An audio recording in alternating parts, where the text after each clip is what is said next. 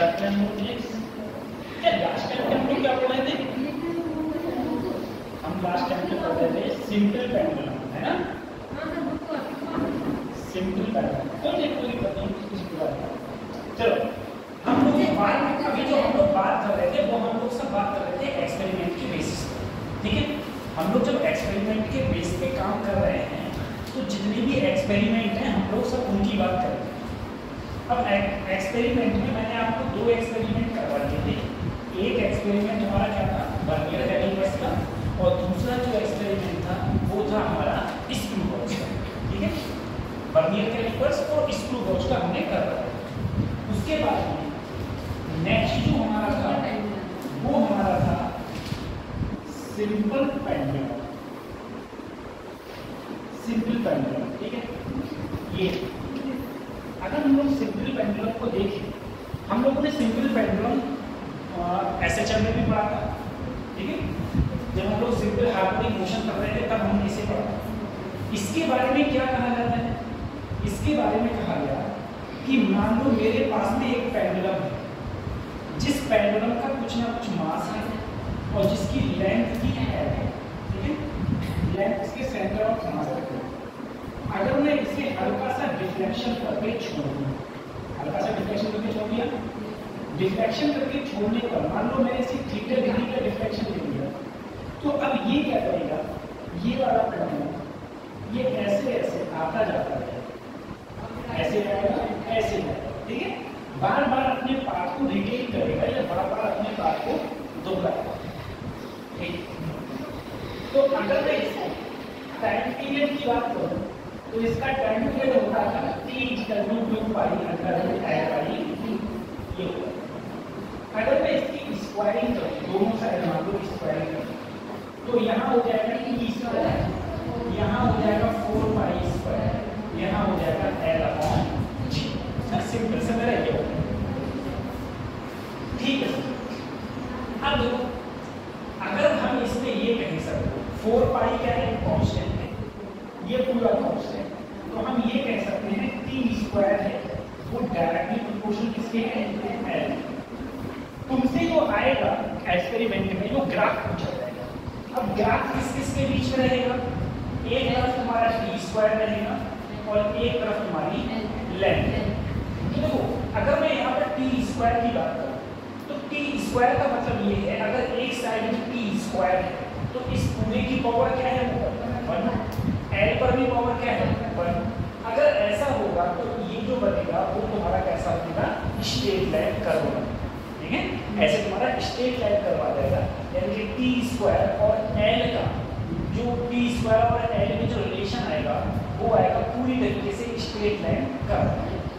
अब बात ये आएगी कि सर अगर मैं बात करूं ये मेरा क्या है, ये हम लोगों का स्लोप, ठीक है? स्लोप, जहां स्लोप हमारा क्या होता था, अगर हम लोग देखो वैसे तुमने एक इक्वेशन पढ़ी होगी y=mx+c, ठीक है? मैंने इससे पहले भी तुम्हें बताया है इस इक्वेशन के बारे में, एक बार फिर देखो y=mx+c। इसका मतलब ये हुआ अगर एक टर्मिनोलॉजी y है, एक टर्मिनोलॉजी x, ठीक है? देखो एक तरफ y, इधर y है तो इधर y वाला कंपोनेंट हो गया, यहाँ पर x है तो ये वाला कौन सा हो गया, x वाला कंपोनेंट हो गया, ये y हो गया, ये x हो गया। अब तुम एक बार जरा सोचो कि सर अगर ऐसा है, अगर यहाँ पर +c, यहाँ पर है +c, अगर यहाँ +c है और मैं कहूँ तुमसे तो इसका मतलब ये है कि ये जो इक्वेशन है वो स्ट्रेट लाइन की है। स्ट्रेट लाइन का मतलब क्या हो गया, सीधी रेखा, ठीक है? सीधी रेखा। तो ये लाइट वो होगी, वो इस टाइप से कुछ जा रही होगी और कितने पर काट रही होगी, ये C पर काट रही, ठीक है? लेकिन अगर यही इक्वेशन ऐसे आ जाए y=mx-c, इसका मतलब ये है कि ये इधर वाला y कंपोनेंट, इधर वाला x कंपोनेंट, तो ये जा तो ऐसे रही होगी लेकिन ये किस पर काट रही होगी, -c पर, क्योंकि यहाँ पर -c, ठीक है? लेकिन ये नहीं, खाली ये हो कि y बराबर, सिर्फ ये दिया हो y=mx, इसमें c नहीं है। अगर c नहीं है इसका मतलब ये हो गया इधर y कंपोनेंट है, इधर x y एक्सिस है, इधर x एक्सिस है, यहाँ पर c नहीं है, इसका मतलब ये स्ट्रेट लाइन ओरिजिन से या फिर मूल बिंदु से या फिर 0,0 से पास हो रही है। अब सर अगर मैं इसमें बात करूँ, इस वाली चीज में बात करूँ, जरा देखना, मैं इसको ऐसे लिख सकता था t² बराबर 4π² g इंटू ऐसे करनी है। अब तुम खुद देखो सर, यहाँ पर जितना ये जो होता था ये एंगल, इस एंगल को हम लोग बोलते थे tan थीटा, और वो किसके बराबर होता था? m के बराबर। y बराबर mx इक्वेशन है ये, y बराबर mx, तो ये एंगल है वो किसके बराबर है? tan थीटा के बराबर है। ऐसे ही अगर मैं यहाँ पर देखूँ, यहाँ पर भी तो ये एंगल है, ठीक है, ये एंगल है, ये भी किसके बराबर है? tan थीटा या फिर m के बराबर। ऐसे ही मैं यहाँ देखूँ, यहाँ पर ये एंगल है, ये भी एंगल किसके बराबर है? tan थीटा या फिर किसके बराबर है? m के बराबर। ठीक, इसी प्रकार से अगर मैं इसमें सर t² y कंपोनेंट की जगह क्या है तुम्हारा? t है, t² तो t², x की जगह क्या है यहाँ पर? l, तो ये पूरा किसकी जगह पर है? स्लोप की जगह पर, ठीक है, m की जगह पर, और m की जगह पर कितना है? 4π² g।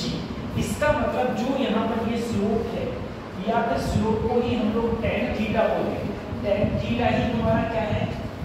π² g, ये तुम्हारा इसमें ये स्लोप होता है। ये स्लोप नोट डाउन करना, उधर वाले ये वाले स्लोप क्या रहने देना, ये मैंने समझाने के लिए तुम्हें बता दिया, इससे पहले मैं बता चुका हूँ सब चीजों को।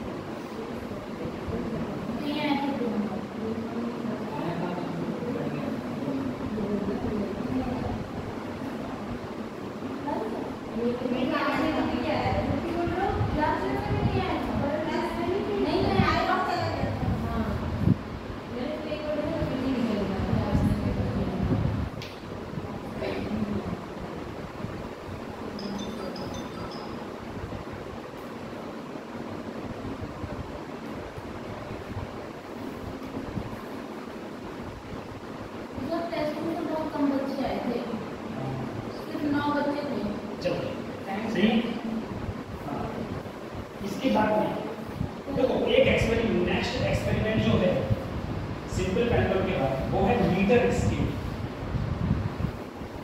Experiment. Metre scale the mass of A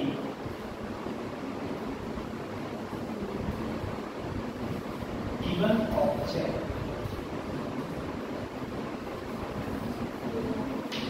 by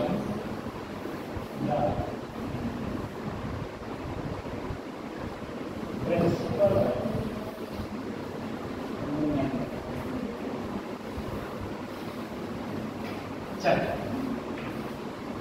ये एक्सपेरिमेंट है, ठीक है, इसे ऐसे रहने देना, फिर से बंद कर दो।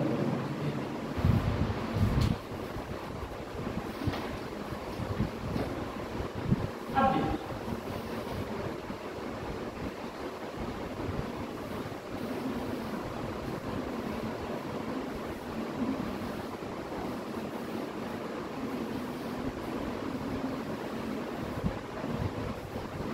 हम लोग बात कर रहे हैं सर मीटर स्केल। तो सबसे पहले ये जानो कि मीटर स्केल क्या होता है। मीटर स्केल का मतलब ये हो गया वो स्केल जिसकी लेंथ 1 मीटर या फिर 100 सेंटीमीटर, सिंपल से तो जिसकी लेंथ 1 मीटर या 100 सेंटीमीटर होगी उसे हम लोग मीटर स्केल बोलते हैं। सिंपल। अगर मैं ये कहूँ मीटर स्केल का जो मास है ना, मास वो मैंने क्या मान लिया, स्मॉल एम मान। तुमसे कहा गया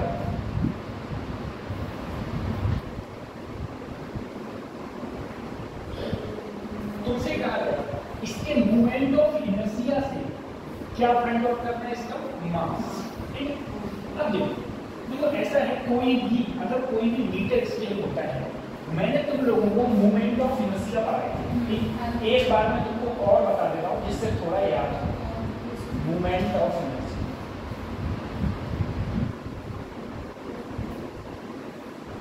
सबसे पहला मोमेंट ऑफ इनर्शिया, एक रॉड है, रॉड की लेंथ L है, इसका मास m है, सेंटर के अराउंड मोमेंट ऑफ इनर्शिया होता था m²,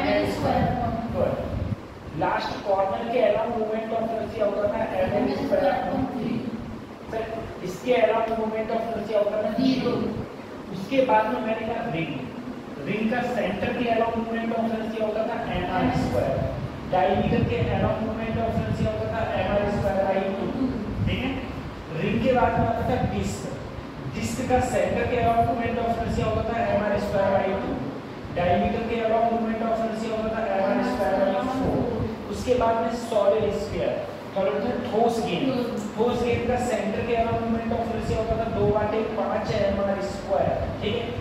और हॉलो का सेंटर के अराउंड मोमेंट ऑफ इनर्शिया होता था 2/3 mr²। तो ये सारे मोमेंट ऑफ इनर्शिया बहुत सारे थे, नहीं समझ में आ रहा है कुछ, बहुत सारे थे जो उस समय तुम लोगों को याद थे, बाद में हमको धीरे धीरे बोलते चले, ठीक है। याद तो नहीं कोई। मैंने कहा अगर मैं इसका सेंटर देखूं, 100% सेंटर का मतलब है सर यहाँ से 50 सेंटीमीटर दूर, ठीक है। मान लो ये सेंटर है 50 सेंटीमीटर। अगर इस सेंटर के अराउंड मैं ऐसे मूवमेंट ऑफ इनर्शिया निकालूं तो मूवमेंट ऑफ इनर्शिया क्या होगा, I, जो होगा ml²/12। सिंपल सा सर, मूवमेंट ऑफ इनर्शिया होगा ml²/12, ठीक। अब सर मूवमेंट ऑफ इनर्शिया अगर तुम्हारा ml²/12 है और तुम यहाँ से अगर m निकालने की कोशिश करोगे तो ये हो जाएगा 12I/L², ठीक है। 12I/L², ये इसका मोमेंट ऑफ इनर्शिया हो जाएगा। L देखो पूरी लेंथ कितनी है, 1 मीटर, पूरी लेंथ कितनी है 1 मीटर। अगर तुम्हें इसका मोमेंट ऑफ इनर्शिया पता है और L की जगह का तो 1² तो तुम्हारा मास कितना आ जाएगा, 12 मास आ जाएगा 12। ध्यान रखो कोई भी रॉड है, उस रॉड का कोई भी रॉड है, ठीक है, स्केल नहीं, स्केल छोटी ही स्केल हो, ये स्केल है। ऐसी मान लो रॉड है जो इसकी लंबाई कितनी है 1 मीटर, ठीक है। अगर उसका मैं सेंटर, ऐसे सेंटर है कहीं बीच में सेंटर होगा 50 सेंटीमीटर पर, उसके अलावा ऐसे मूवमेंट ऑफ इनर्शिया निकालूंगा उसके अलावा सेंटर के अलावा, तो मूवमेंट ऑफ इनर्शिया क्या होता है ml²/12 होता है। ये I हो गया, इनको क्या निकालना है, मास निकालना है। तो अगर को m निकालना है तो यहाँ पर क्या करते हैं अपन 12I क्या हो गया हमारा L²। तो वहाँ से हमारा मास आ जाता है 12I।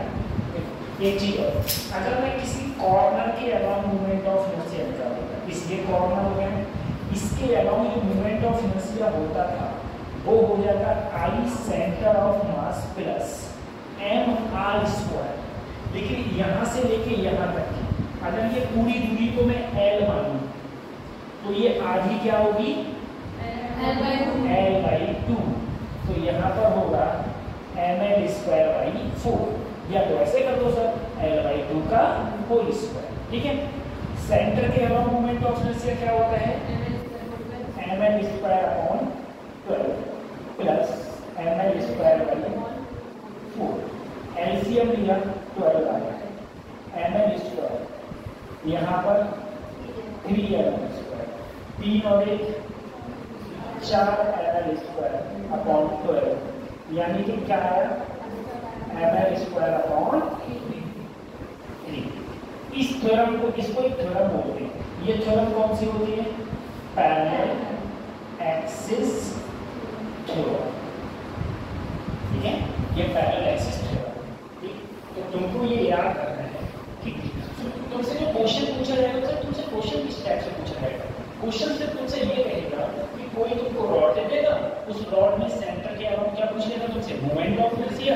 तो आपको ये बताना है कि सेंटर के अराउंड उस रॉड का मोमेंट ऑफ इनर्शिया क्या हो जाएगा। सिंपल सी बात है, ये बताना।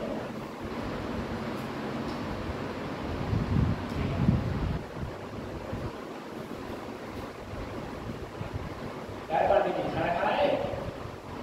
खाना खाई लो? नहीं खाया है? नहीं खाया है?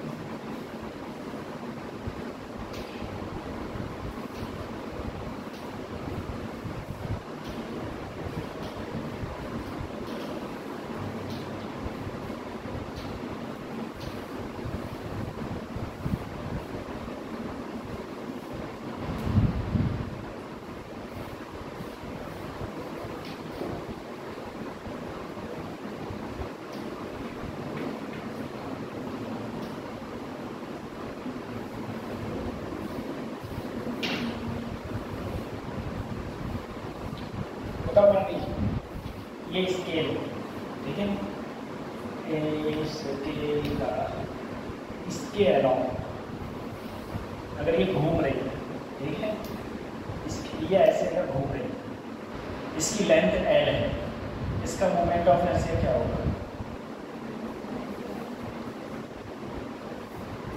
बताओ। देखो ये ml²/12। अब मैं लास्ट कॉर्नर यहाँ पहुँच गया, इस लास्ट कॉर्नर के अराउंड इसे घुमा रहा हूँ। अब इसका मोमेंट ऑफ इनर्शिया क्या होगा? ml²/3। यहाँ ध्यान है, या मम्मी खोया बना रही है उस पर ध्यान है कि तब तक खोया बन जाएगा और रबड़ी खाने को नहीं मिलेगी। नहीं बता दो।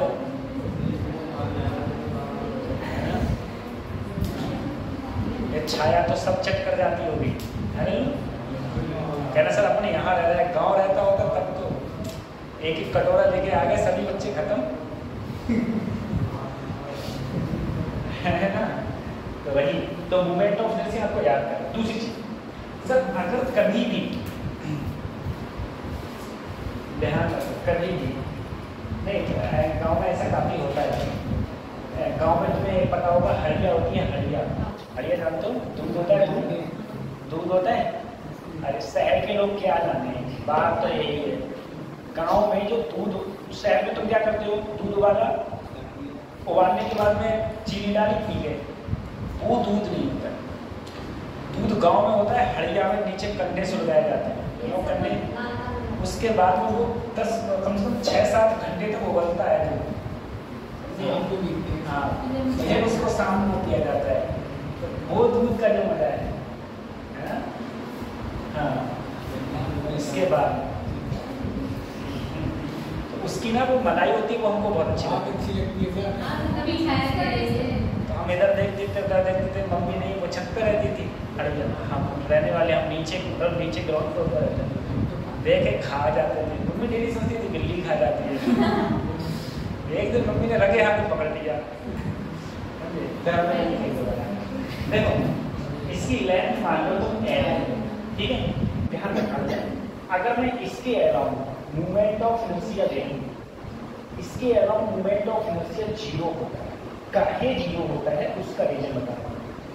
मैंने जब हम लोग मूवमेंट ऑफ इनर्शिया का डेफिनेशन लिखते थे, अगर मान लो मैं इस एक्सिस के अराउंड किसी को रोटेशन करा रहा हूँ, किसी को घुमा रहा हूँ, यहाँ पर बहुत सारे मासेस के पार्टिकल्स होते हैं। मान लो ये m1 है, ये दूरी r1, ये m2 तो ये दूरी r2, ये m3 तो ये दूरी r3, ये m4 तो ये दूरी r4, ये m5 तो ये दूरी r5, ठीक है। तो मोमेंट ऑफ इनर्शिया का फार्मूला होता था m, और ये दूरी r1 है तो m1 r1 square, m2 r2 square, ऐसे सारे की सारी दूरी होती। लेकिन अगर मेरे पास कोई रॉड है, रॉड के बीच से कोई चीज जा रही है, ठीक है, बीच से, तो हम ये मानते हैं इसके सारे के सारे जो मासेस है ना वो इसी पर है, सारे के सारे मासेस इसी पर है। अगर इसी पर होंगे तो इस एक्सिस से ही उनकी दूरी कितनी होगी? 0 होगी। तो यहाँ सब में जब मैं 0 करूंगा तो टोटल मोमेंट ऑफ इनर्शिया ही मेरा क्या है? तो इसीलिए इसके अराउंड जो मोमेंट ऑफ इनर्शिया हो जाता है वो क्या हो जाता है? 0 हो जाता है, ठीक है। सही, बताओ एक बार अगला एक्सपेरिमेंट कौन सा है?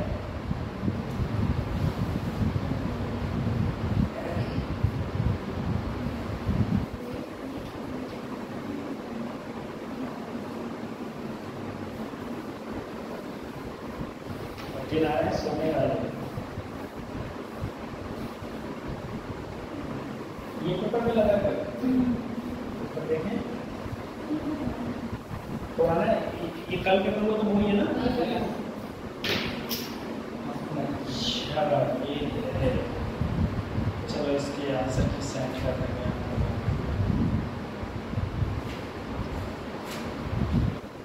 पेपर बहुत हार्ड था, कल का जो पेपर था वो बहुत हार्ड था, ठीक है। फिजिक्स तो हार्ड थी, बाकी का ये नहीं। बायोलॉजी अच्छी थी। केमिस्ट्री में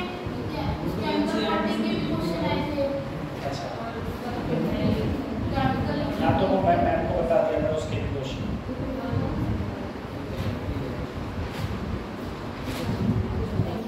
मैं तभी तो वो यहाँ सिंगल पेजेस है ना, तभी मैं बहुत ना मोटा पेज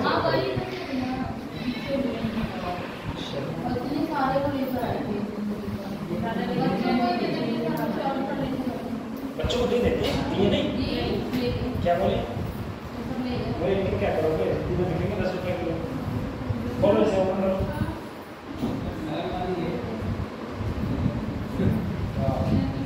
ठीक है सर, अगला जो क्वेश्चन, अगला जो हमारा एक्सपेरिमेंट है, अगला एक्सपेरिमेंट है,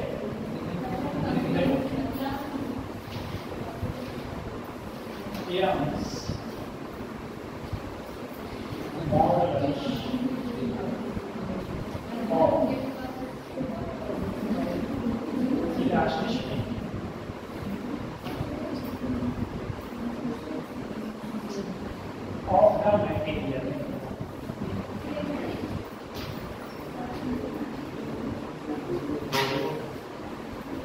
of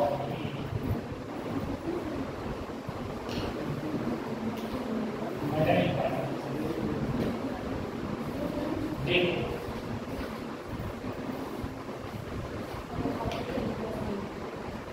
अगला एक्सपेरिमेंट हमारा ये Young's modulus of elasticity of a material of a metallic pipe, ठीक है। अगर हम लोग इसकी बात करें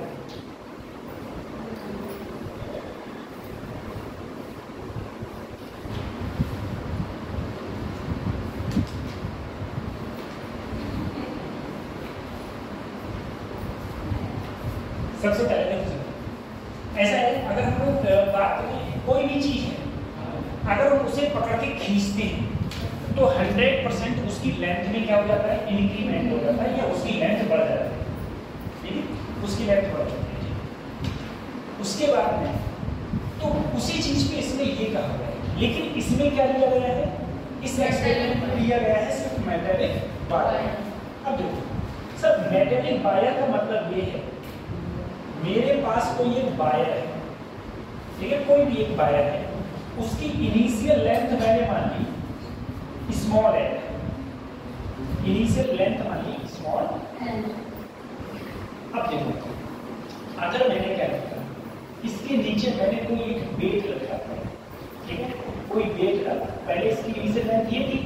अब देखो यही वायर बना था, यही वाला वायर, जब मैंने इसके नीचे एक वेट लगाया एम मास का, एम मास का वेट का मतलब है नीचे क्या लगेगा एम, तो इसकी लेंथ में पहले से कुछ ना कुछ इंक्रीमेंट आ गया, जो मैंने क्या माना डेल्टा, ठीक है, डेल्टा इंक्रीमेंट। अब मैं अगर यंग मॉडुलस की बात करूं तो यंग मॉडुलस होता है वायर के लिए लॉन्गिट्यूडिनल स्ट्रेस अपॉन लॉन्गिट्यूडिनल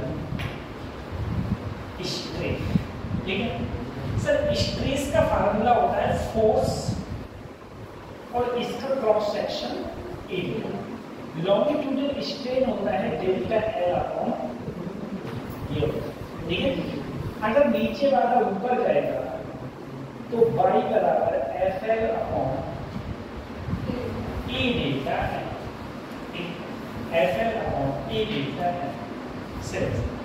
अगर मैं डेल्टा एल को इधर लाऊंगा तो यहां हो जाएगा एफ एल अपॉन बाई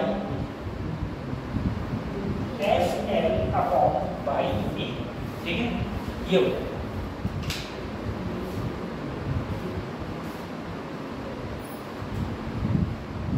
अब हम इसके बारे में चर्चा करेंगे, तुमसे कैसे ग्राफ पूछा जाएगा, क्या क्या तुमसे इसमें पूछ सकते।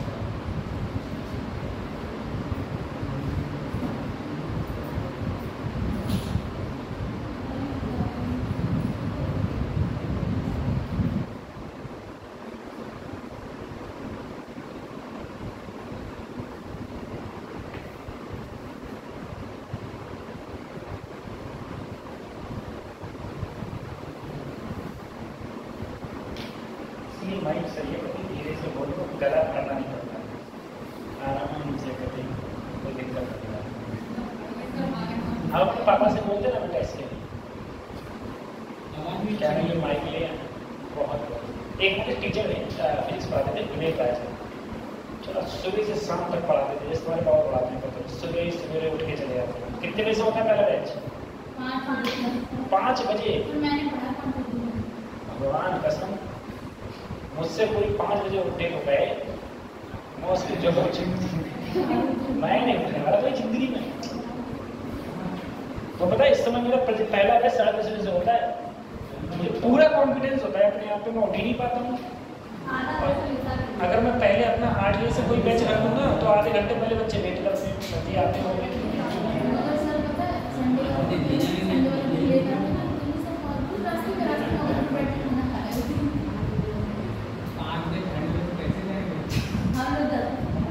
नहीं, मैं मैथ पढ़ता था, एक एमपी सर मैथ पढ़ाते थे, तो बैच होता था 7 बजे से, तो हम सब लोग बच्चे 7:30 बजे पहुंचते थे और वो 7:40 पे आते थे, वहीं घर से, घर में भी जाते थे पढ़ने के लिए, 7:30 बजे वो आते थे और 7:45 पे स्टार्ट करते थे, ठीक है, और 7:55 पे बैच छोड़ देते थे, 7:55 पे बैच छोड़ देते थे,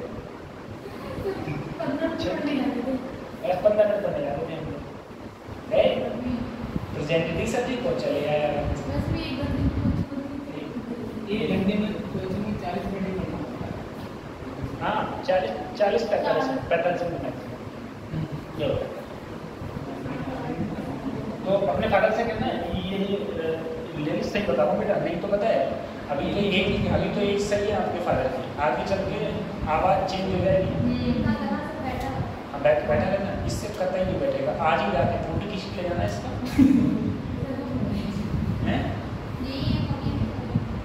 फोटो खींच के ले जाना और आइडिया देना इसके बारे में, और ये वीडियो दिखा रहे थे ना, देखो सर जी देखो ऐसे पढ़ाते हैं, ये खरीद लो आप, सबसे अच्छा है बता। हाँ जरूर। देखो हम लोगों ने बात करी, अगर कोई भी मेरे पास मेटेरियल वायर है, कोई भी मेटेरियल वायर, ठीक है, अगर उस मेटेरियल वायर पर हम लोग डेट लगाएंगे तो कुछ ना कुछ उसकी लेंथ में इंक्रीमेंट होना ही होना है, ठीक है। हम लोग सीधे जानते हैं सर, यंग मॉडल्स ने एक फार्मूला दिया था, उन्होंने क्या दिया था, longitudinal stress upon longitudinal strain. अच्छा सर, स्ट्रेस होता है फोर्स अपॉन एरिया, ये होता है डेल्टा एल अपॉन एल। अगर मैं नीचे वाले को ऊपर ले जाऊंगा तो ये हो जाएगा एफ एल अपॉन ए डेल्टा एल। अगर डेल्टा एल को नीचे ले जाऊंगा, ऊपर ले जाऊंगा तो वाई का आएगा नीचे। अब टर्निंग सर ऐसा है, जो इसकी पहले लेंथ थी, जो भी इसकी पहले लेंथ थी वो तो लेंथ थी, तो वो लेंथ थी पहले एल की, ठीक है। यंग मॉडुलस किसी भी वायर का यंग मॉडुलस चेंज नहीं होता है, वो कांस्टेंट ही होता है, ठीक है। मैंने कहा अगर मान लो मैं इसकी लेंथ में इंक्रीमेंट कर रहा हूँ तो मान लो इसका जो एरिया है, ए का मतलब cross section area, cross section area क्या कहलाता है, जैसे ये है इसका ये क्रॉस सेक्शन एरिया, अगर मान लो ये चेंज नहीं होता है, ठीक है, जो कि हम एक्सपेरिमेंट में ये मान के चलते हैं कि ये एरी चेंज नहीं, तो सिर्फ क्या है, देखो डेल्टा एल कब चेंज होगी, जब तुम नीचे फोर्स बढ़ाते जाओगे, यानी कि sir F is directly proportional किसके आ जाएगा, डेल्टा एल, ठीक है।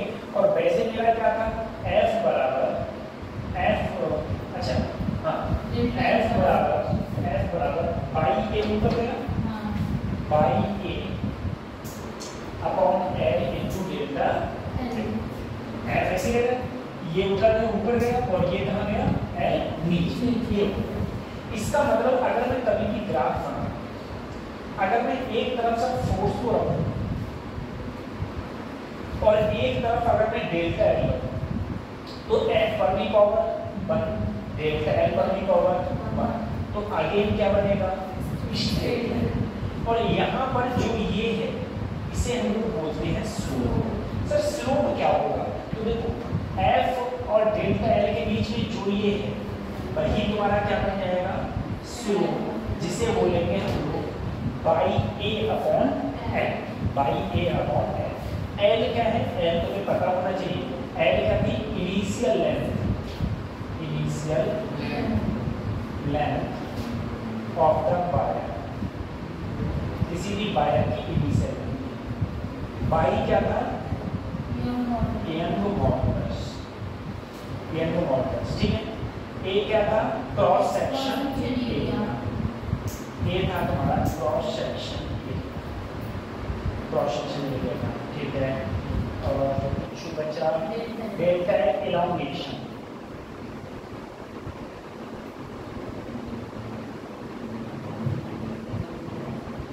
कितना इंक्रीमेंट हुआ, एफ क्या है, फोर्स, कितना फोर्स नीचे की ओर लगा, वो है ये। अब इसमें तुमसे क्वेश्चन क्या कह सकता है, क्वेश्चन तुमसे ऐसे पूछ सकता है, बताओ ऊपर स्ट्रेस लिखा है, तुमसे पूछ लेगा बताओ स्ट्रेस का डायमेंशन क्या होगा, ठीक है, या तुमसे पूछ लेगा बताओ स्ट्रेन का डायमेंशन क्या होगा, इन सब का डायमेंशन पूछ सकता है, ठीक है, इन सब की यूनिट पूछ सकता है, बताओ यूनिट क्या होगी, डायमेंशन क्या होगी, ये सब भी तुमसे पूछ सकता है, बताओ क्या क्या होगा।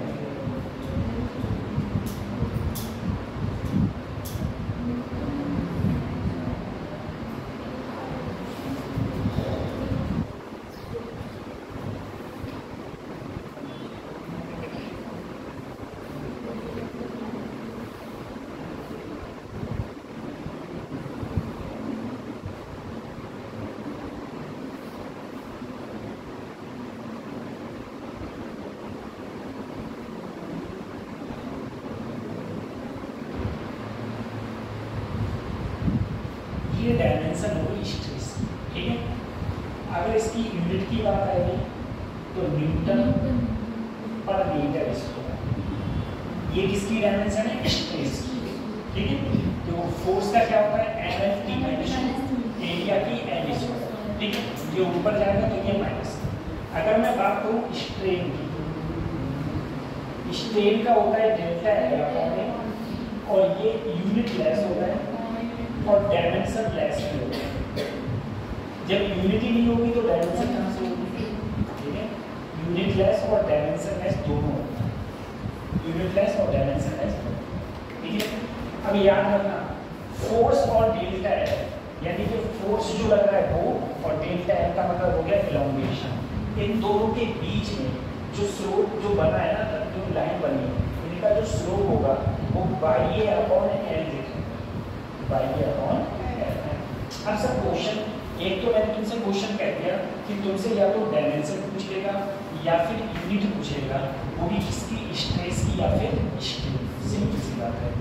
दूसरी चीज़ एक और है, जैसे मान लो ये बताओ, मैंने तुमसे कहा कि अगर तुम्हारे पास में एक कोई, तुम्हारे पास तुम लोगों के पास में ये कोई वो है मटेरियल, ठीक है, मान लो एक पतला वायर है एक मोटा वायर है, तुमसे कहा गया बताओ किसका, किसके लिए बाई अलग अलग होगा कि सेम होगा दोनों के लिए? बाई क्या है? एयर टू मॉडुलस, ठीक है, तो एयर टू मॉडुलस क्या होगा दोनों के लिए? सेम होगा। और सेम मटेरियल एयर टू मॉडुलस दोनों के लिए क्या होता है? सेम होता है। बस छुट्टी में इतनी बात याद रखो। ये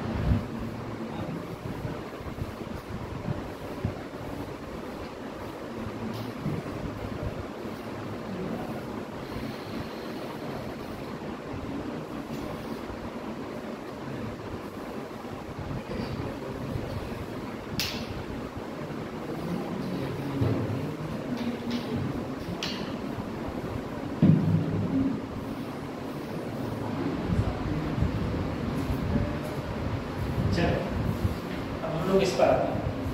पेपर है 5 मई को ना, 5 मई को पेपर नहीं है क्या? 5 मई को ये हटने का सवाल, हटने का सवाल पैदा नहीं होता, तो बच्चों को हट रहा है, ठीक है। हाँ, कोरोना में थोड़ा एक्सपेंड हुआ था, उसके बाद तो ये एक्सपेंड होने की उसको नहीं दिक्कत नहीं। तो पेपर है तुम्हारा 5 मई को, तो ध्यान दो, पढ़ो। मैंने कहा सबसे पहले तो फार्मूलाज तैयार करो, देखिए जब तुम लोगों का जब पेपर होता है ना, जैसे मान लो तुम्हारा 5 मई को पेपर है, तो 4 को तुम्हारी छुट्टी होगी, ठीक है, 4 को छुट्टी होगी नहीं होगी, 5 को पेपर देने जाओगे। हम लोग क्या करते हैं 3 तारीख को निकल लेंगे, 3 तारीख को निकल लेंगे और कहीं घूमने निकल जाएंगे, और कहाँ जाएंगे घूमने, कहीं निकल जाएंगे। 3 तारीख को जाएंगे, 4 तारीख को जाएंगे, 5 तारीख को घूमेंगे, तो किसी बच्चे से पेपर ले लेंगे, 100 रुपये के डाल लेंगे, आराम से आते रहेंगे 5 तारीख, वो दिन 6 रुपये दोबारा से फिर से वो चीज़ है। तो ये है सबसे पहले दूसरी बात, हाई स्कूल के पेपर हो गए, हाई स्कूल के पेपर हो गए, और अगर हाई स्कूल के पेपर हो गए या कोई छोटे भाई बहन हो तो उनसे कहना कि चुपचाप तैयारी करना स्टार्ट कर दें अभी से, समझिए। दूसरी चीज़, और फॉर्म तुमको ये भी पता है 25 लाख प्लस पहुंच गया है, 25 लाख प्लस, समझ रहे हो क्या? 4 नहीं 25 लाख प्लस फॉर्म पहुंच गया है, बहुत फॉर्म हो गया। मेरे कभी अब तो पता है ये ट्रेंड बन गया है कि मैथ में कितने नंबर कुछ पूरे मैथ लेना ही नहीं ना, मैथ लेना ही नहीं, सबको बायोलॉजी में है, सबको डॉक्टर में है ना, सबको डॉक्टर में, सब बायोलॉजी में, सब ट्रेंड है। ठीक, अब देखो, सबसे पहले हम लोग अगर बायर की बात करें, हम लोग अगर बायर की बात करें, हाँ, मतलब कोई बहुत बड़ी बात थोड़ी नहीं, बस थोड़ा सा ध्यान रखना पड़ेगा, आपको बायोलॉजी सही करनी पड़ेगी। अगर आप बायोलॉजी में 340 प्लस करेंगे तो बहुत आराम से बढ़ेगा।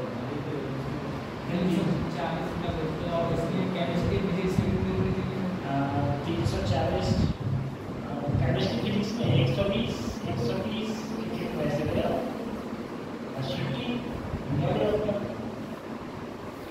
तो नहीं भाई, 200 नंबर का पेपर होता है फिजिक्स का, और 200 नंबर का केमिस्ट्री होती है, 400 नंबर बायोलॉजी होती है, होती नहीं होती?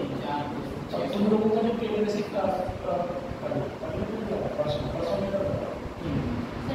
सैटरडे को जो पेपर होगा, सैटरडे पेपर होगा, वो पेपर तो बायोलॉजी पेपर का है, तो पूरा NCERT based paper, biology paper पूरा एनसीईआरटी बेस्ड है। हाँ, तो फादर आपसे पूछते नहीं कितने नंबर आए आपके, हेलो ना पूछते हैं, नहीं पूछते हैं, बता देते हो, नहीं बताए तो बता दो, मैं बता देता हूँ, पहले से बता देते कितने नंबर आ रहे हैं। केमिस्ट्री पूछते हैं, सब में पूछते हैं, आप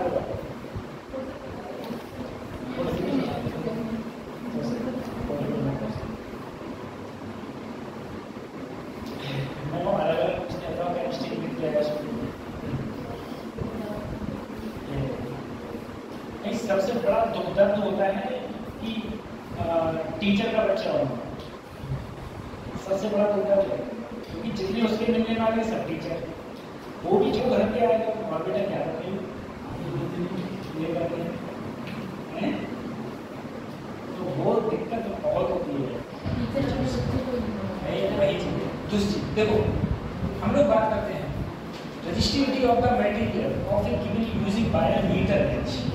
सबसे पहले सर अगर मैं मीटर ब्रिज की बात करूँ, देखो पढ़ लो, नहीं आ रही है तो पता है, मीटर ब्रिज की बात करिए। देखो मीटर ब्रिज क्या होता है,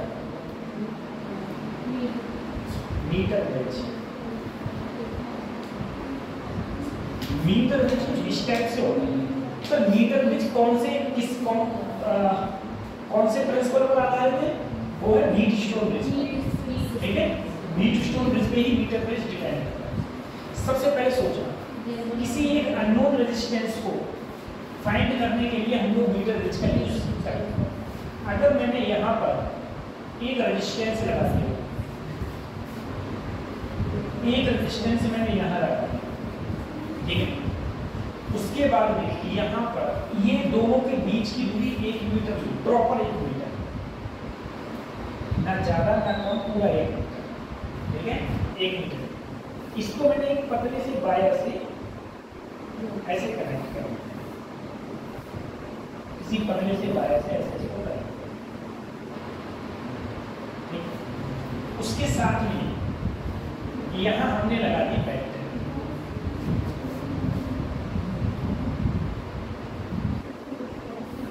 इसके साथ यहाँ लगा दिया गैल्वेनोमीटर, और गैल्वेनोमीटर के साथ में फिक्स कर दी चौक, ठीक है, गैल्वेनोमीटर के साथ में फिक्स कर दिया हमने चौकी का काम क्या होता है, जो कि काम करे ऐसे मान लो वायर है, इस वायर पर इधर उधर ले जा सकते हो इसको, ठीक है, ऐसे भी जा सकते हो, ये काम करती है चौक। मैंने कहा मान लो यहाँ से यहाँ तक लेंथ अगर एल है, ये पूरी लेंथ क्या थी सर, यहाँ से यहाँ तक 100 सेंटीमीटर, तो ये वाली लेंथ क्या बची 100 माइनस h, ठीक है। यहाँ से यहाँ तक लेंथ है, तो यहाँ से यहाँ तक लेंथ 100 माइनस, क्योंकि सर जी यहाँ पूरी ये डिस्टेंस 100 सेंटीमीटर, 100 सेंटीमीटर पूरी। मैंने कहा मान लो अगर यहाँ रेजिस्टेंस R1 है, यहाँ रेजिस्टेंस R, ठीक है। अब हम लोग देखो, तुम्हें पता है ये मेरे पास जॉकी है, जॉकी को अच्छा वीट स्टोर किसके लिए पता है, वीट स्टोर में कैसे वर्क करता है, थोड़ा सा ध्यान करो। यहाँ बीच में गैल्वेनोमीटर होता है,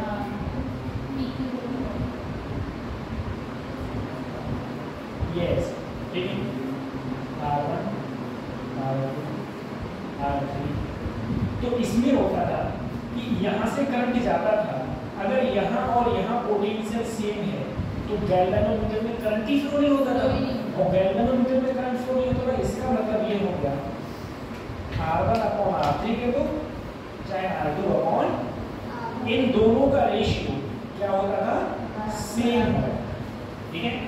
ऐसे ही इसमें मैंने तुमसे कहा मान लो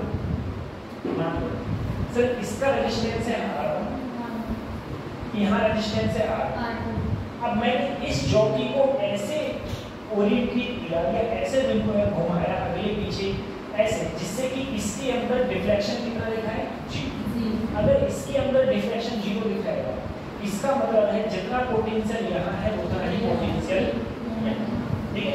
क्योंकि अगर पोटेंशियल सेम हो जाएगा तो करंट ही फ्लो नहीं होगा, पोटेंशियल सेम तो करंट फ्लो होने का सवाल ही नहीं होगा, और अगर करंट फ्लो नहीं होगा इसका मतलब ये है सर R1 अपॉन यहाँ से यहाँ तक का कुछ मैंने रेजिस्टेंस मान लिया, ठीक है, यहाँ से यहाँ तक। अब देखो वायर में लेंथ कितनी है L, और हम जानते हैं अगर मैं यहाँ से यहाँ तक का रेजिस्टेंस R1 डैश मानूं तो हम जानते हैं रेजिस्टेंस का फार्मूला होता है रो L अपॉन A। रो क्या होती है यहाँ पर, रेजिस्टिविटी, रो होती थी रेजिस्टिविटी, ठीक है, हाँ रेजिस्टिविटी, ठीक है। तो ये रेजिस्टिविटी है यहाँ ये वाली।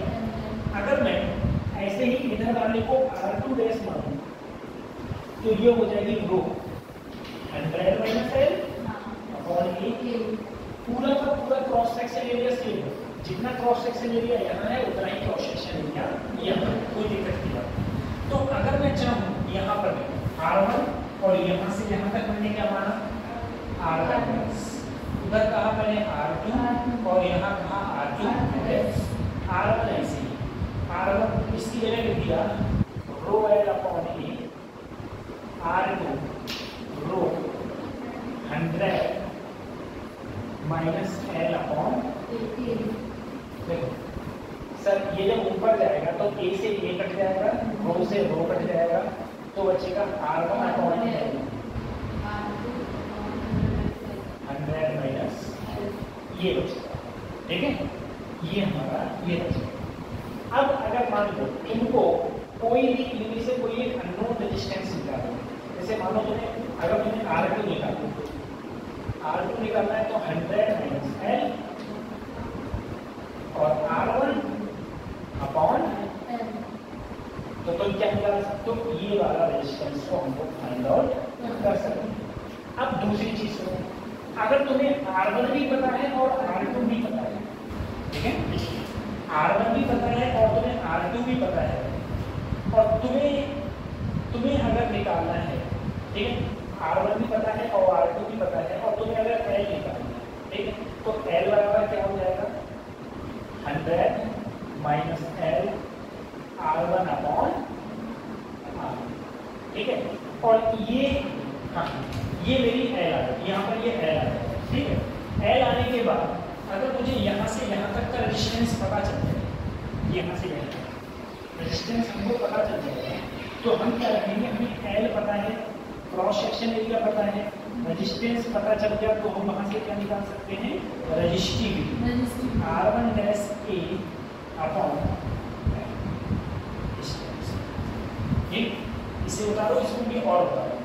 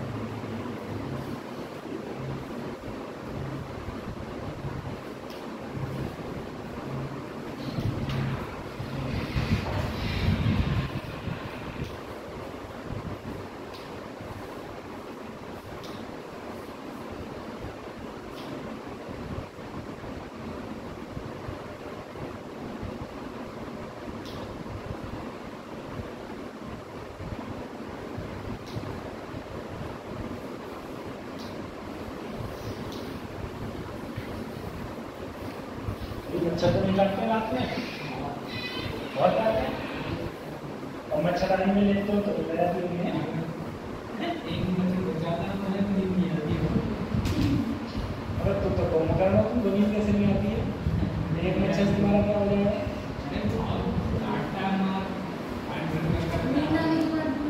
गाँव में रहते, गाँव में मैंने इस साल ठंड बहुत अच्छा लगा है कि ठंड में मच्छर नहीं लगेगा। तो कह रहे तुम्हारे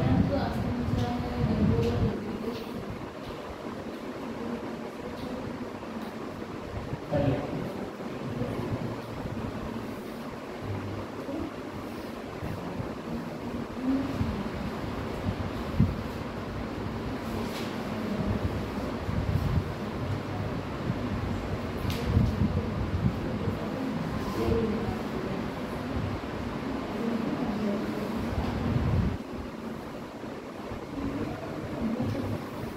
अब जरा सोचो, सर मान लो मैंने तुम्हें एक वायर दे दिया,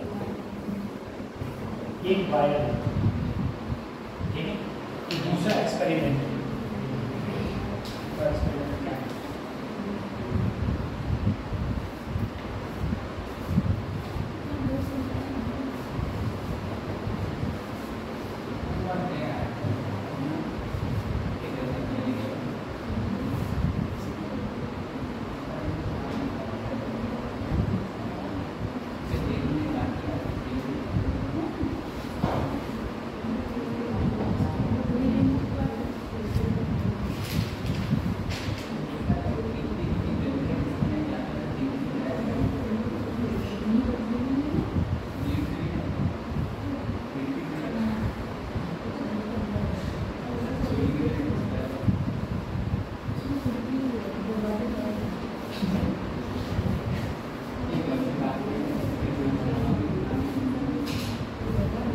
लो, हाँ देखो, मेरे पास कोई वायर है, ठीक है? इस वायर का कुछ ना कुछ क्रॉस सेक्शन एरिया है जिसे हम क्या बोलते हैं? एरो, ठीक? इस वायर की कुछ ना कुछ हमने लेंथ मानी ली जिसे हमने क्या बोल दिया? स्मॉल है, ठीक है? स्मॉल, ठीक है? क्रॉस सेक्शन एरिया ए है, इसकी लेंथ एल है। अगर मैं तुमसे ये कहूँ सर इसका रेजिस्टेंस क्या होगा, तो रेजिस्टेंस का सीधा फार्मूला होता है सीधा फार्मूला होता है रो एल अपॉन आर बराबर रो एल अपॉन ए। जहाँ रो होती है रेजिस्टिविटी, एल होती है लेंथ ऑफ वायर, ये तो पता ही है क्रॉस सेक्शन एरिया,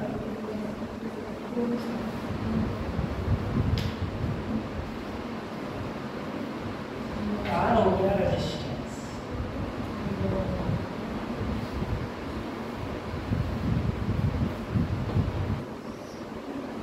ये आप जरा सोचिए सर ऐसा है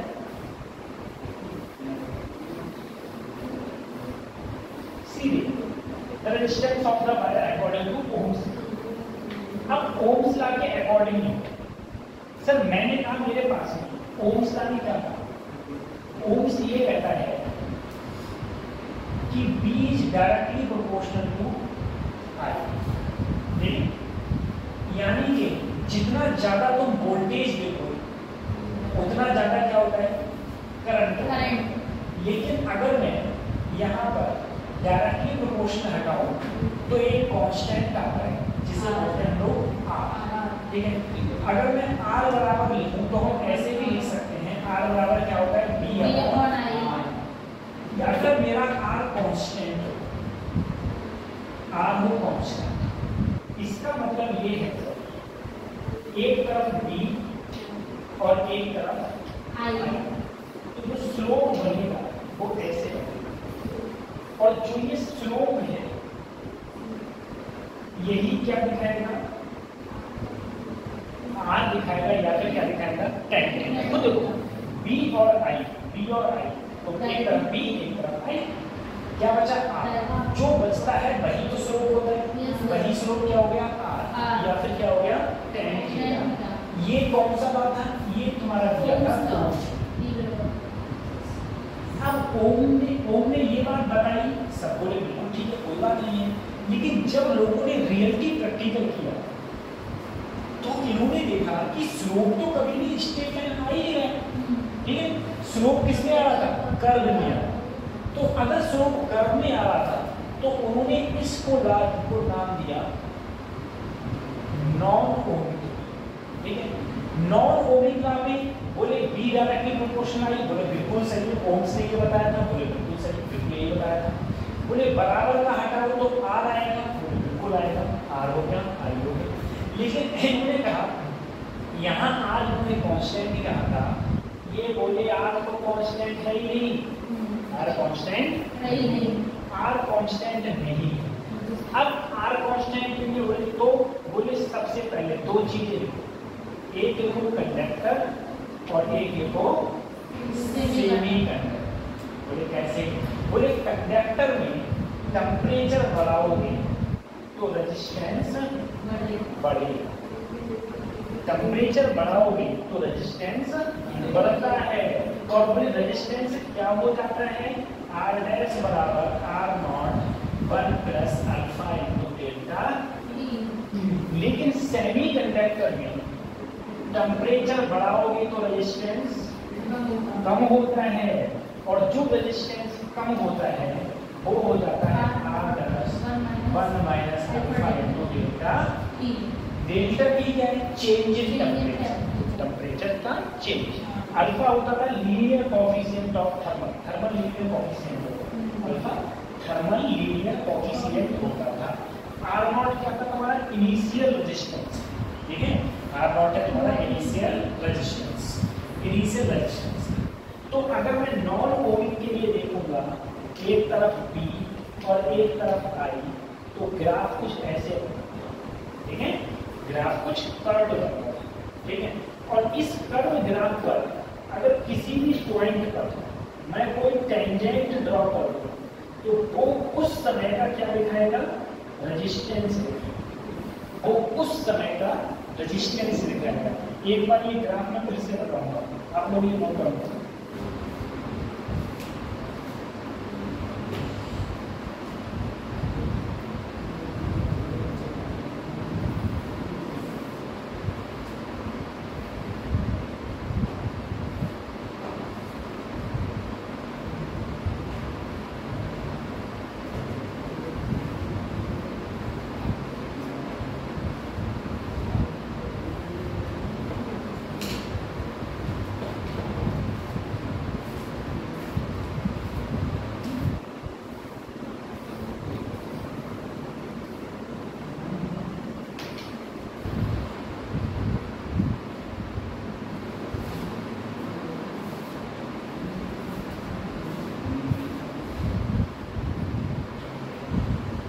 प्रेमपाल बताओ, नीट में कितने क्वेश्चन पूछे जाते हैं, नीट के एग्जाम में, सब तुम्हें बताओ, नीट के एग्जाम में कितने क्वेश्चन पूछे जाते हैं, 200 पूछे जाते हैं, कितने करने होते हैं, 200 में से 90 करते हैं, 180 करने होते हैं। अच्छा, फिजिक्स में कितने पूछे जाते हैं,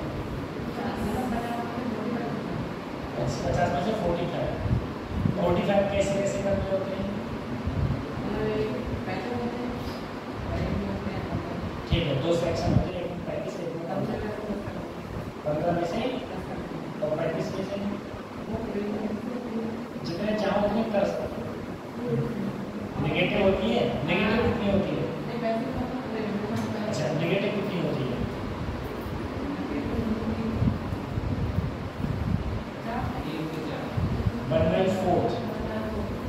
ये 4 क्वेश्चन गलत है तो एक सही वाला कट जाएगा, या तुम्हारा एक क्वेश्चन गलत हो गया है तो माइनस 1 नंबर,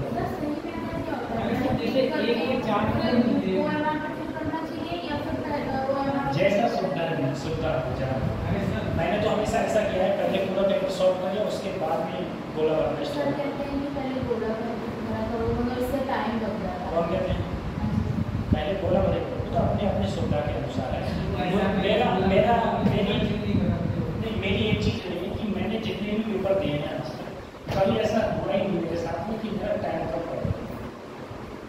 टाइम कभी कम पड़ता ही नहीं, मैं पहले ही करके बैठ जाता हूँ। ठीक है, तो मैं तो आराम से बोले रहता हूँ, कोई दिक्कत नहीं रहता। मैं बाद में ही बोले रहता हूँ, एक ढंग से बोला रहता है जाता हूँ। हम लोग को टाइम कम लगता और मैं ऐसे भरता हूँ जैसे मान लो मैं तुम्हें बताऊँ, जैसे पहला, दूसरा, तीसरा, चौथा, पाँचवा, छठा, सातवां, आठवां, नौवां ये क्वेश्चन है। ठीक है, मैंने पहला किया करेक्ट है, करेक्ट है। मैंने वो जो भी ऑप्शन होते हैं ए बी सी और डी, तो मुझे मान लो सी सही है, मैं सी पे ऐसे कर दूँ। ये किया, इसमें मुझे बी सही लगा, ऐसे कर दूँ। अब मैंने अगला किया, अब मुझे डाउट हो रहा है कि इसका बी भी हो सकता है, सी भी हो सकता है। ठीक है, तो मैं क्या करता हूँ, दोनों पे टिक किया और साथ में इसको टिक किया। ठीक है, इसमें ज़्यादा टाइम नहीं बर्बाद करने का अगले बार भाई, क्योंकि अगर इस पर ज़्यादा टाइम बर्बाद कर दिया, लग रहा है ये तो सही, इस पर ज़्यादा टाइम बर्बाद कर दिया तो आगे कोई भी पूरा नहीं होगा, तो पूरा ज़्यादा नहीं करना।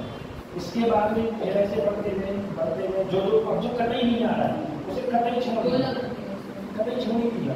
ठीक है, कतई छोड़ दिया और ऐसे करते ये हुआ ही।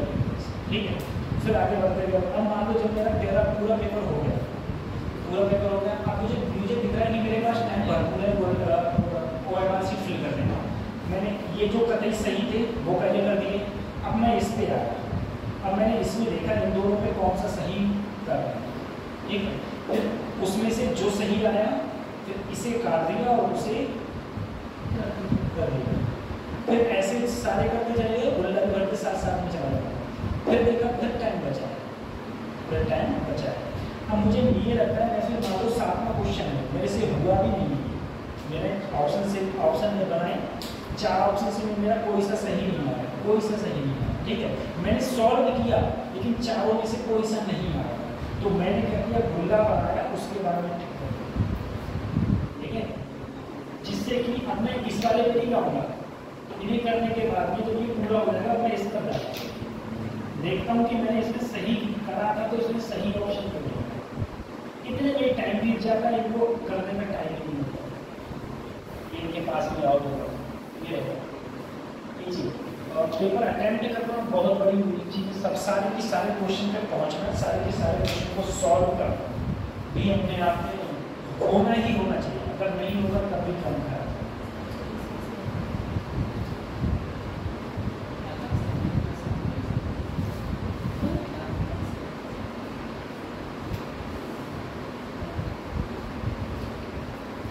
देखो क्या करना है, क्या करोगे, कॉलेज में करवाओगे क्या? देखो मैं अगर नॉन ओमिक में पढ़ा था, एक तरफ बी है और एक तरफ क्या है, आई है। ठीक है, और केमिस्ट्री क्लास में क्या हाल होता है, इसमें इतना सोना है। एक तरफ बी है और एक तरफ क्या है, अभी तो आपने कहा था कि वो बैच कम हो गए होंगे, तो बैच कम हो गए होंगे, इंटर स्टार्ट हो गया, 11th स्टार्ट नहीं हुआ होगा, 11th चल रहा है। अच्छा देखो, एक तरफ बी है और एक तरफ क्या है, आई। मैं नॉन ओमिक की बात कर रहा हूँ सर। नॉन ओमिक में आम बोले बी बराबर आर, ठीक है, इसका मतलब ये है आर भी चेंज होगा और आई भी चेंज। तो ऐसे कुछ स्लोप जाएगा। अगर मुझे देखो यहाँ पर आर, हर पॉइंट पर आर क्या हो रहा है, चेंज हो रहा है। जैसे मान लो मुझे यहाँ पर बताना है कि यहाँ पर आर क्या होगा, तो मैं यहाँ पर क्या ड्रॉ करूँ, टेंजेंट। टेंजेंट को हिंदी में बोलते हैं स्पर्शरेखा।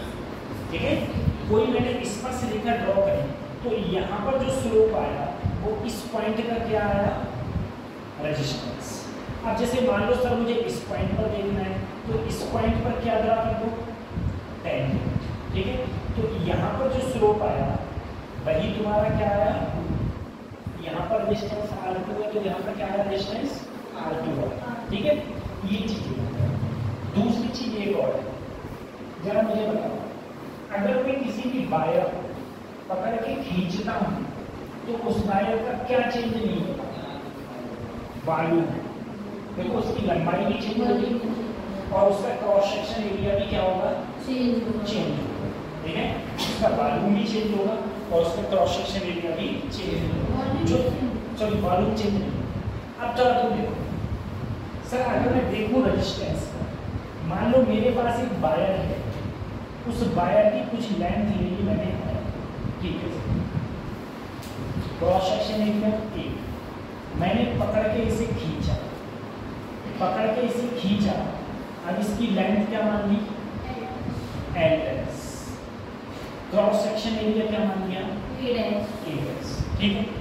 जो इसकी रजिस्टिविटी पहले थी वही रजिस्टिविटी आ रही है, क्योंकि तुम्हें पता है कोई भी वायर चाहे ज़्यादा मोटा हो चाहे पतला हो, ठीक है, चाहे जिसकी रेडियस कम हो चाहे किसी की रेडियस ज़्यादा हो, उसकी रजिस्टिविटी चेंज नहीं।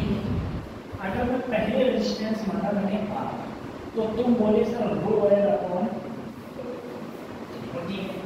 मैंने कहा बाद में मैंने रेजिस्टेंस माना R एस, तुम बोले rho L S upon A S, ये तो हो गया। अगर मैं इन दोनों को डिवाइड करूँ रो से, तो R अपॉन आर एस बराबर एल अपॉन ए, एल एस अपॉन, ये कहाँ जाएगा? L A S upon L S, ये ठीक है। अब एक चीज जरा सोचो सर, अगर मैं आर अपॉन आर एस की बात, ये हो गया एल अपॉन एल एस, ये हो गया एल एस अपॉन ये। अब सोचो सर, वॉल्यूम, अगर मैं पहले वायर के लिए वॉल्यूम निकालूं, वॉल्यूम का फार्मूला क्या होता है? Length into cross section area into length. Sir इसका वॉल्यूम क्या होगा? इसका भी वॉल्यूम क्या होगा? एल एस, ठीक है। अगर दोनों के वॉल्यूम बराबर है, एल ए, ये हो गया एल एस, ठीक हो गया। सर अब देखो, अगर मैं यहाँ पर नीचे इसको लाऊं, ठीक है, या फिर ऐसा करो,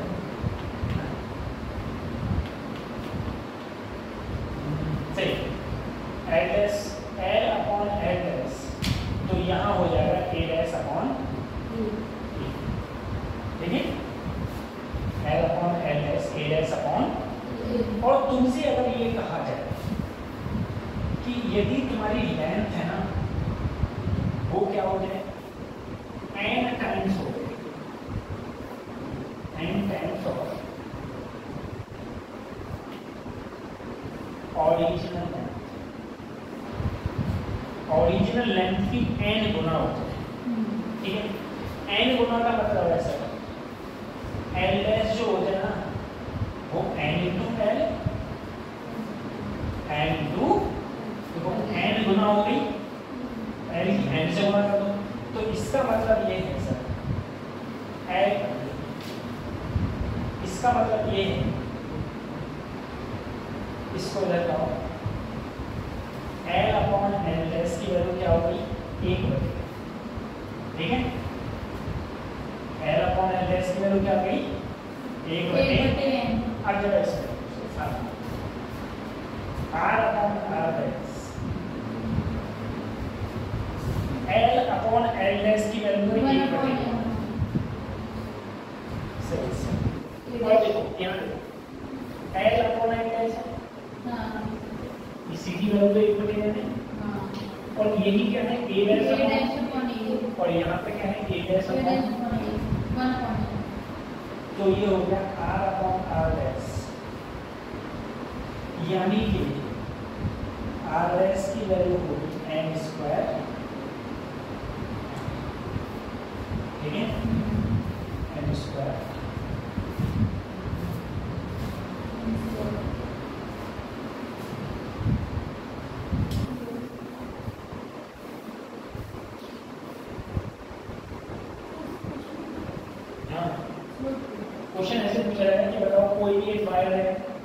उसका रेजिस्टेंस 4 ओम है, अगर उसकी लेंथ 2 गुनी कर दी जाए, कितनी कर दी जाए, 2 गुनी, एन की वैल्यू क्या होगी 2, तो बताओ नया रेजिस्टेंस क्या हो जाएगा, तो 2 का स्क्वायर क्या हो जाएगा 4, यानी 4 ऐसे क्वेश्चन।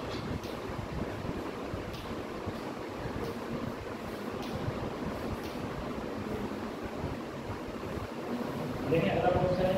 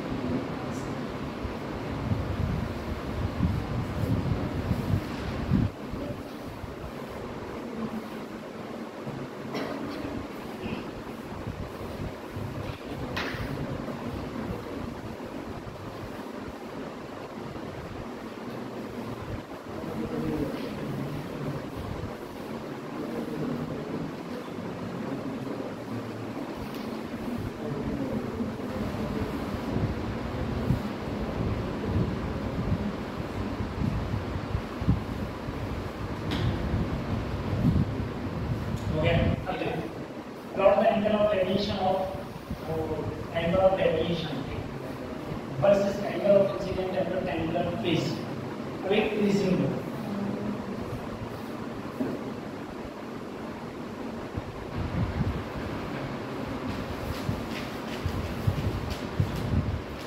ये प्रिज्म मैंने कहा मान एक भी ऐसे है पर जाने के बाद रेज ऐसे डिवाइड हो, ठीक है,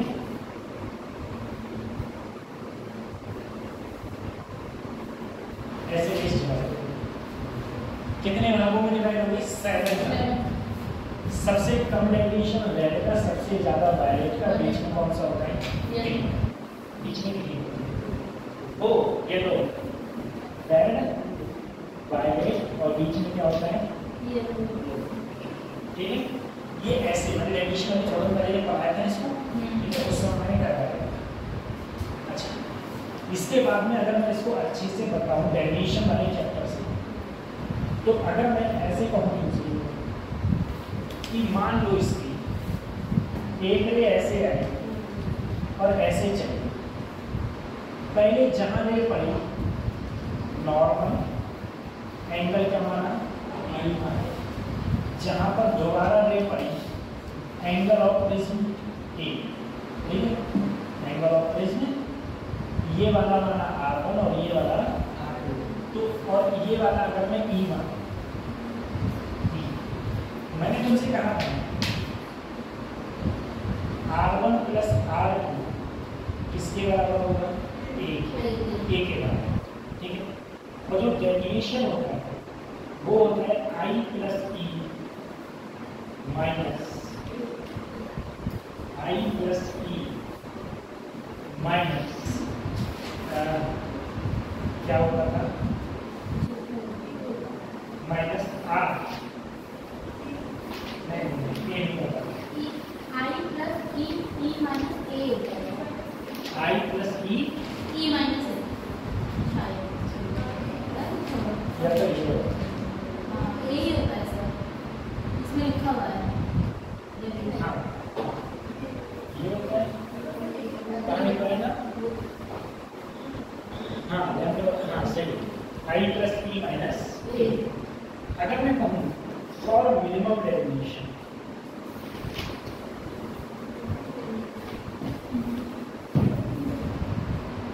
मिनिमम डेरिवेशन का मतलब है R1 R2 के बराबर हो, तो किसके बराबर मानूंगा? आई किसके बराबर हो? ई के, ठीक है, आई बराबर ई। अब अगर मैं इसमें स्नेल्स लॉ लगाता हूँ, स्नेल्स लॉ लगा के, स्नेल्स लॉ लगा, सबसे पहले सर मैं यहाँ पर देखूँ, ये मेरा आएगा मिनिमम, आई तो आई है ही, ई की जगह भी आई लगाया, माइनस क्या कर दिया? आर कर दिया, वो माइनस ए। अब मैं अगर यहाँ देखूँ, R1 की जगह भी आर, R2 की जगह भी आर, और बराबर तो 2R बराबर R बराबर ए वाली ये। मैं यहाँ देखा तो यहाँ आया 2y माइनस, इसको इधर लाऊं तो लैम्बडा मिनिमम प्लस ए बटे 2 बराबर ये। अगर मैं इसके अंदर इसका रिफ्लेक्टिव इंडेक्स अगर म्यू, अगर मैं यहाँ स्नेल्स लॉ लगाऊंगा,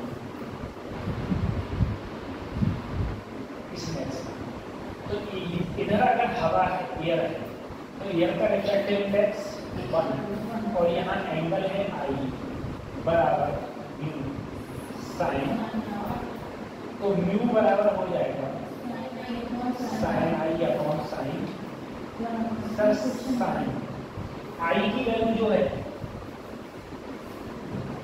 लैम्डा मिनिमम प्लस ए अपॉन, और यहाँ जो वैल्यू है साइन ए आई, आर की वैल्यू क्या आ गई? ए वाई। ये है हमारा मिनिमम डेरिवेशन का फॉर्मूला, ठीक है। इसके अंदर मैंने ग्राफिक लगाया था पीछे,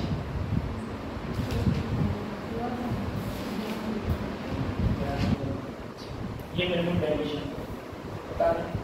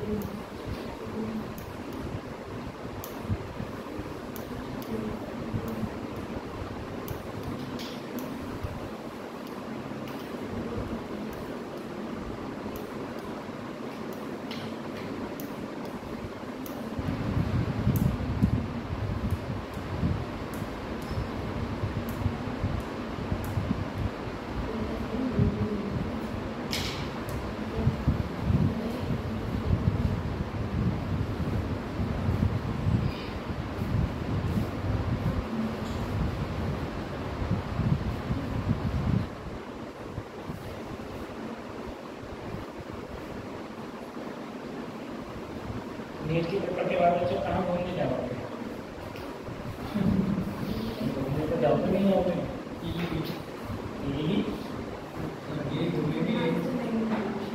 कहीं नहीं आने वाले, कहाँ है पेपर है? कहाँ जाएंगे सर? बाहर पे कार पे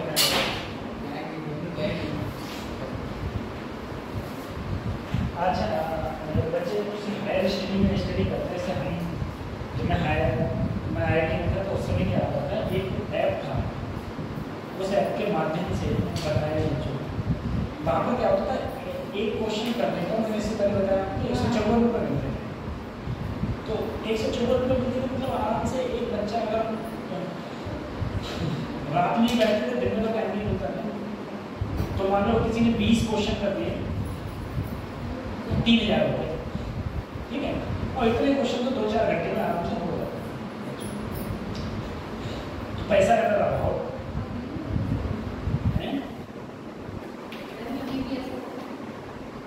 इसका MBBS का अभी भी ऐसा होता हाँ अभी भी ऐसा है, अभी भी ऐसा है। तो हाँ, तो फिर क्या होता था, बच्चों के पास पैसा होता था बहुत, तो जैसे छुट्टी पड़ी सबने रुपए इकट्ठे करे एक बंदे के पास इकट्ठे करे, जितने गए 20,000 25,000 30,000 तो इकट्ठा करना है।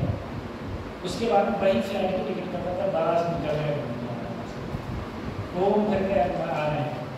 अब पता चले तुम बैठे हो अंडमान निकोबार, घर वालों को फोन आया सामने, लेकिन फोन आता नहीं तो बच्चे करते ही थे फोन, कहाँ हो, हॉस्टल में, खाना खा लिया, खा घूम के बाद फिर हैं मेरे बाद ये परेशान होती है। ये सारी तो घर वालों को क्या पता, घर वाले वीडियो कॉल नहीं करते, ऐसे कुछ घर वाले होते थे बहुत सेंटी टाइप के होते थे। मेरे घर वाले चाहे ऐसे थे, वो आज तक कभी पहुँच ही नहीं पाया है, उनकी बहुत फैमिली में बहुत अच्छा नहीं कि एक बार IT घूम के आए, लेकिन वो कभी पहुँच ही नहीं पाया, कहीं कोई काम कहीं। तो मेरे दोस्त का बहुत सारे दोस्त थे, एक स्पेशल दोस्त है कुलभूषण करके, कुलभूषण नोटिया, उसके पापा आते थे हर दूसरे-तीसरे महीने बेचारे वो आते थे, वो आते थे इतने ड्राई फ्रूट्स लाते थे, बहुत ड्राई फ्रूट। अच्छा, किसी भी पेरेंट्स का हॉस्टल के अंदर एंट्री नहीं कर सकता, हॉस्टल के अंदर एंट्री नहीं कर सकता, बाहर तुम कितना ही घूमो कुछ करो, अपने बच्चे के भी तुम ये नहीं कमरे में आकर देख रहे हो कि बच्चे का कमरा कैसा है, अंदर नहीं कर सकते, तो भाई बाहर ही देंगे। पता चलता था परमिशन के पापा आ रहे हैं, बच्चे सब पहुँच जाते थे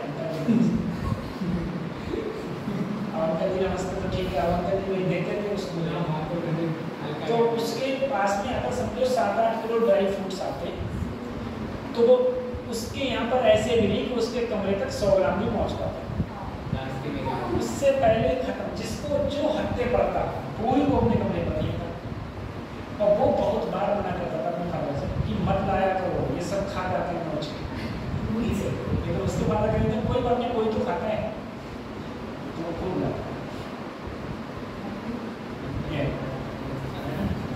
तो ये सारी चीज़ें हैं काफ़ी, तो वही है कि पढ़ाई लिखाई अच्छे से करो तो घर वालों को अच्छा हो रहा है, ठीक है। अब ये तो नहीं तुम यहीं लोकल में पढ़ रहे हो, तो घर वाले तो उठा के पहुँच जाएंगे, हाँ बेटा कैसे नहीं, ये सब।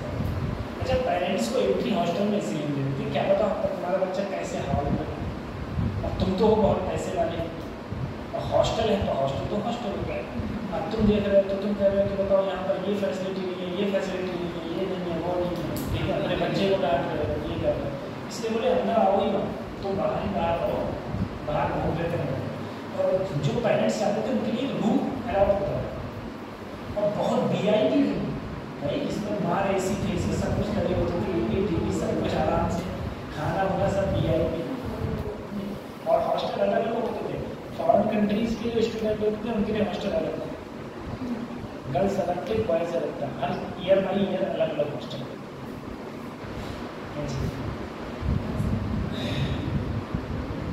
चलो, हम लोगों ने डेरिवेशन की बात करी, sir mu equal to sine lambda minimum plus a/2 upon sine a। अब जरा सोचो, मैं तुमसे कहूँ इसी में if angle are very small, यदि एंगल बहुत छोटे, अगर एंगल बहुत छोटे होंगे, ठीक है, एंगल बहुत छोटे होंगे तो sign lambda minimum plus a/2 भी, भाई साइन हटा दो, यही तो बचेगा। ऐसे ही साइन a/2 भी सिर्फ क्या बचेगा, a।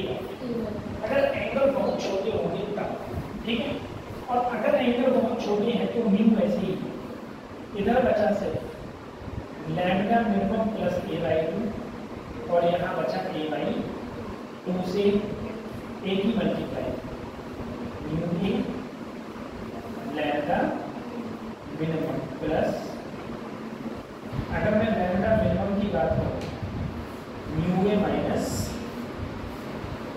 अगर लैम्डा मिनिमम की बात आए ए कॉमन हो गया, क्या बचा न्यू माइनस, ठीक है।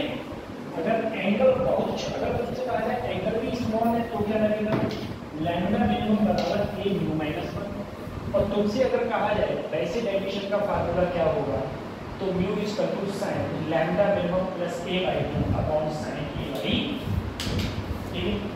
इसके आगे हम कल बात करेंगे, कल भी हमारी क्लास है।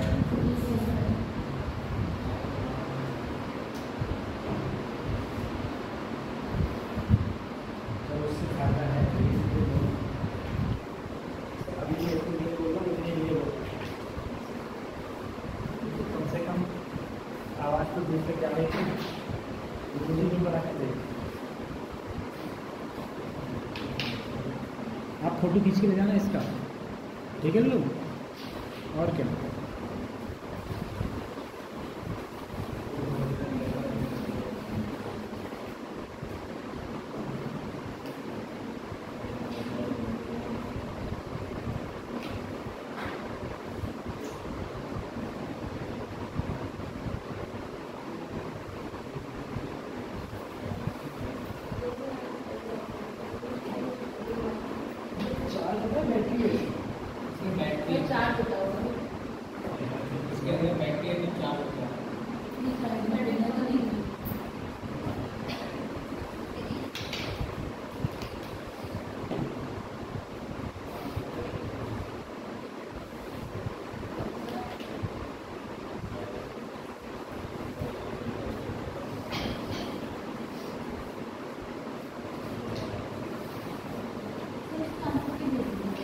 टेस्ट की टेस्ट मार के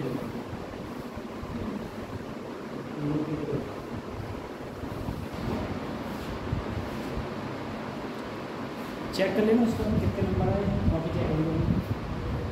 और हाँ, अब अगले जो टेस्ट होगा ना वो फुल लेंथ में टेस्ट होगा,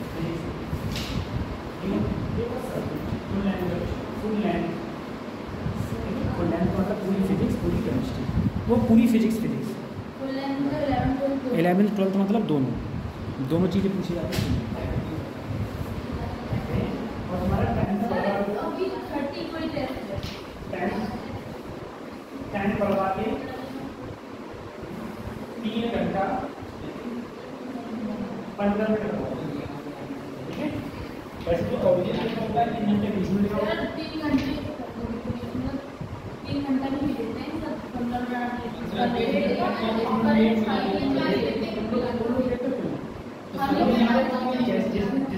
पेपर मिले उसमें कहना सर गणित को देख लिया, अब कहना 3 घंटा 15 मिनट के बाद